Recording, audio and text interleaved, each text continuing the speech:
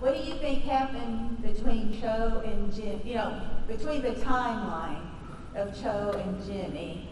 Like their relationship, or like what happened between? How do you think you won him over? Oh, well, it was a slow burn, you know. I think it was random time. Just like left my jumper around the house, like got him to bring it back to me. I mean, again, like in the book, there's like so many moments that like lead to their relationship and like why it kind of happens. These kind of moments of friction and tension that really weren't there in the movies, which is a shame. And therefore, it was quite hard to go from like 0 to 100, which it kind of felt a little bit in the movie.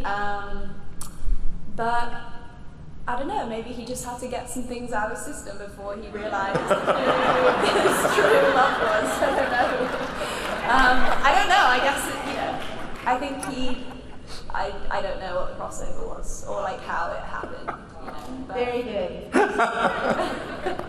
I have a question about how you guys feel about the increased importance and screen time of your characters in the later movies. It's good.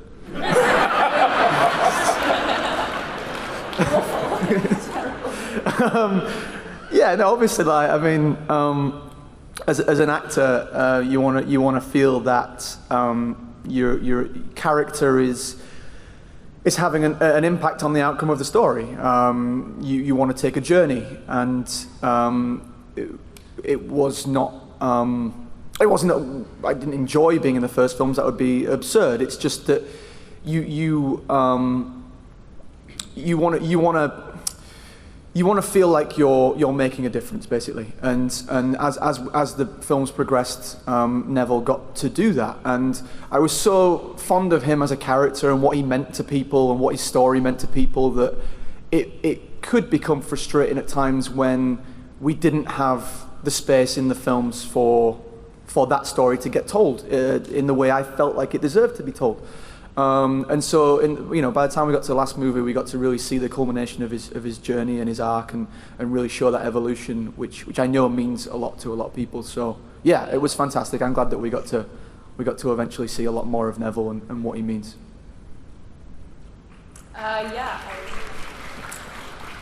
I agree. I think when you're suddenly kind of pivotal and more involved in like where the narrative is going and how that narrative is being pushed, and you're sort of more of a key player in that. And I think there was also like nervousness to it too. Like I think I was definitely nervous as the character did develop, because then you kind of want to sort of portray it or bring the right energy to how it's kind of perceived. And obviously by that point, I feel as the character was really growing, or especially like that shift of like Dumbledore's army, and suddenly it was like much more of an ensemble kind of cast. I think there definitely was a pressure at that point, slightly, because the movies had been going for a while, people were such fans of them, and I wanted to, you kind of want to give honor to that character. And I think too, when you love the character, like you're saying, loving Neville and having loved Ginny, like I love her for all the things that I know beyond the film. Like my relationship to her, and I think obviously most people's relationships to the characters, is like so layered and so deep, because there is the world of the book. And if you haven't yet read the book, I definitely would read the book. Or listen to 5 out of 5 recommend. Or listen to the audiobook. No, because it's a whole other world. Someone said they hadn't read the book yet. But yeah, it was pure excitement, but also a little bit nerve-wracking having the role develop. And from a purely like selfish point of view, the job that we do is fun. Like I have a lot of fun being on and around set and working, and the people that we had the privilege to work with, it was fantastic. And so just to have more, I guess you'd call it screen time, but it's more to do just be more involved and hands-on the project, to be around those people more, to be able to be on set doing all the different scenes. It's just fun, and that's what I got into the job to do in the first place. So I mean, it's great for loads of reasons. It's Harry Potter, it's great, I loved it. You know what I mean? So which film did you find most difficult to film, and why? I would say Deathly Hallows Part 2, just because I was like sad that it was coming to an end. And there was like it felt like every day you were like, is someone going to die today? Like so many characters died in the Battle of Hogwarts, so I was like, I can't do any more emotional like deaths, knowing that like we're losing all these people. But then there were a lot of characters that also came back for the kind of last kind of climax battle, which I loved. And I did really love the kind of slightly more like physical action type thing. So I really enjoyed that part of Deathly Hallows. But what was kind of confusing actually about that last film, now I think about it, is we shot them like simultaneously. So we shot part 1 and part 2 at the same time, so which are quite different films in the end. But I would say that was the most challenging, just my own stuff of coming to the end of this journey of 10 years, and also just the kind of performance. I think just a few particular moments, like, you know, when we think that Harry's dead and Hagrid's carrying him, and that was quite an intense scene. But anything that was challenging was like even more enjoyable, because it, like, you know, it allowed you to step up to that challenge and really focus and perform. But yeah, I think it was just really surreal. I mean, I remember actually we thought we finished, and then we came back to do the sort of the epilogue, like the 30 years later sequence. So that was kind of fun coming back again. But then it took a while, after finishing filming, when it really sunk in, just like it's finished. And it took me, I don't know about you, Matt, but like a long time afterwards, I think longer than I thought, to actually like find closure on it and realize like we weren't coming back to shoot again. It's probably the premiere, to be honest. Yeah, I think even like past that. Yeah, maybe, yeah. Thinking like, oh, when is the next shoot going to be? Yeah. But yeah, Deathly Hallows, to me, maybe it's honestly because it's the closest in my memory. But yeah, it was a little challenging. When you say the hardest to shoot, do you mean as in like challenging as an actor, as a performer, or do you mean like just the one you didn't enjoy?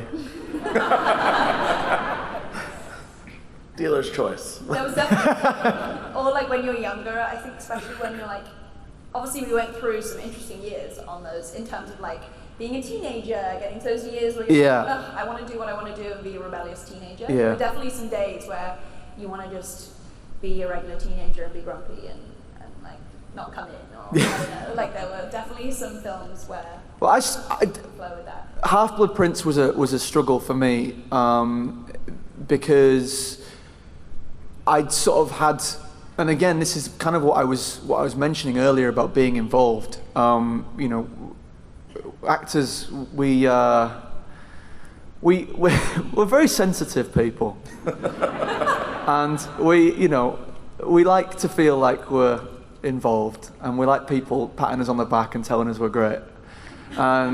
And I had a taste of all that a little bit in Order of the Phoenix, you know, where we got to go to the Ministry of Magic and we're all doing all this fun stuff. We're doing stunts. We've all got cool hair and makeup with blood, and we're firing spells off at everyone. And I was like, oh, I could get used to this.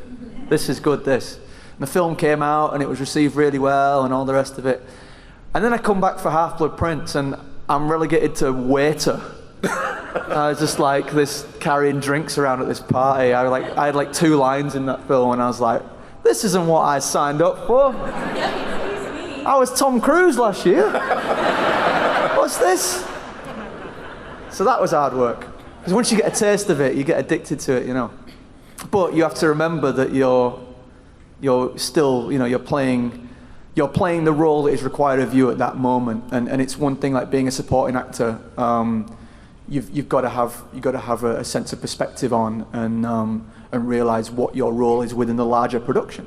And but at that age, because as you know, Bonnie said there, we're also of a certain age. You know, 17, whatever. We're sort of pretty grumpy, or I was. And you have to just sort of work through that. But then you come back for Deathly Hallows, and it's back to Tom Cruise again. It's fine. So in terms of challenge, Half-Blood Prince was a challenge, but for different reasons. It was more to do. It was challenging for me to not be as involved as I wanted to be, as opposed to being involved and having hard work. There's just different elements of challenge, if that makes sense. I probably sounded really ungrateful there. No, not at all. It makes This gentlemen would like to know, is there any super cold or miserable surroundings and y'all had to just overcome that during filming?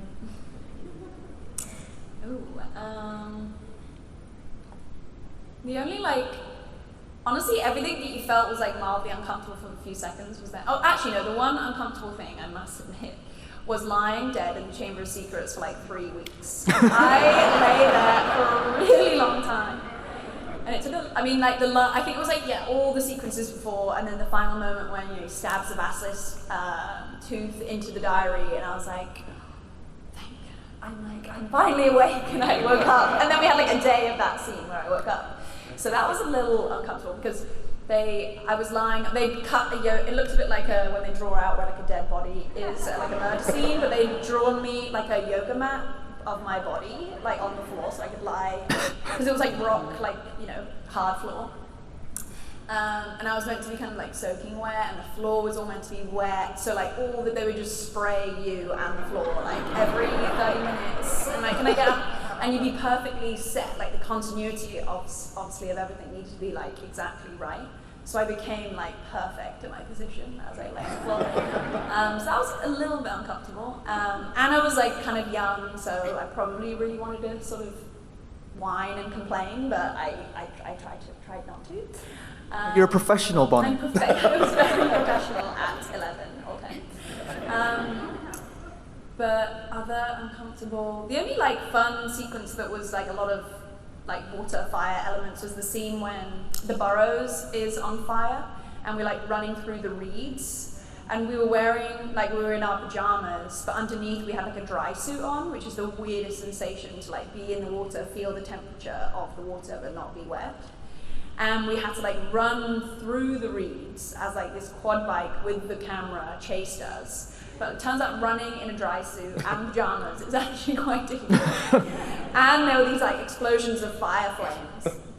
But honestly, after the first 30 minutes of being oh, this looks a bit difficult, I was this is super fun, and I'm being chased by a quad bike with a camera on it. It wasn't everything evolved to be exciting, but that was the only sequence where, although Quidditch was also not the most. Any broomstick stuff wasn't great, was it?